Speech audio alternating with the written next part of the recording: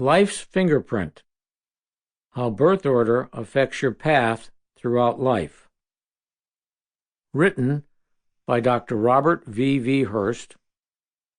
Narrated by Dr. Hurst. Preface. My life as an orthodontist is regulated by school holidays. That's when everyone thinks they want to see me, until something better comes along, and it doesn't take much to top a dental appointment. I've grown accustomed to being in the office during the school holidays of Christmas, New Year's, Easter, and spring break, but the week of the 4th of July is different. This is when I hear from many of the patients I treated long ago. Being alone in the office during this week is always an enlightening experience for me.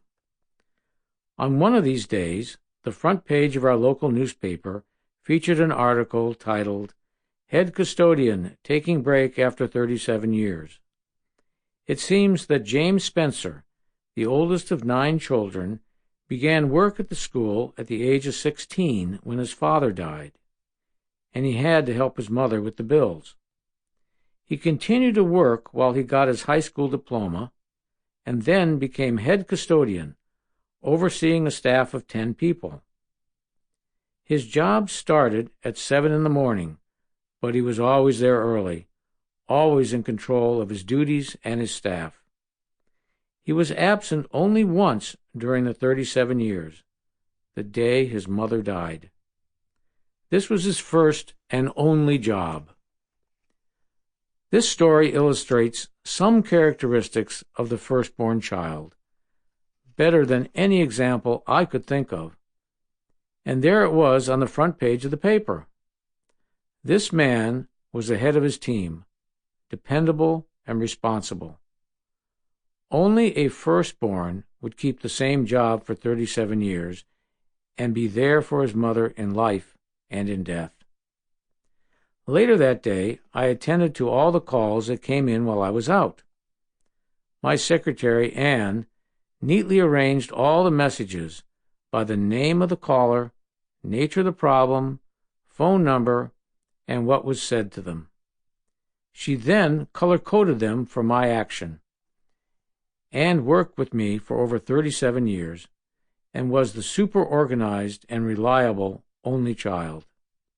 She liked to be at home during the week of the 4th of July. Her family was central to her life, which is a characteristic of only children. This 4th of July was especially important because her daughter, son-in-law, and 3 grandchildren were arriving from Africa for a long overdue visit. The fact that her daughter and son-in-law are third-born and fourth-born children is not surprising. Third children, as adults, see life very differently than do the other birth orders. Their view of life is more altruistic, and giving themselves to the service of God makes Anne's daughter's missionary work in Africa a natural calling. The fourth-born, her son-in-law, loves the adventure of Africa. Having fun while someone else carries a heavy load is a fourth-born trait. In this case, it's left to his wife. I walked back into the lab area and found a "do not touch" note on some unfinished lab work that my lab tech Ellen had left. It shouldn't surprise me that as a second-born, Ellen did not want anyone messing up her work, and for that matter, telling her what to do. I knew better and left everything alone. I began to tackle the 21 messages that needed my attention. First, there was Scott, whom I had treated 8 years ago and who had a broken retainer.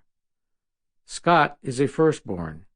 He works in investment banking, following in his father's footsteps. It's not unusual for the firstborn son to follow in his dad's path.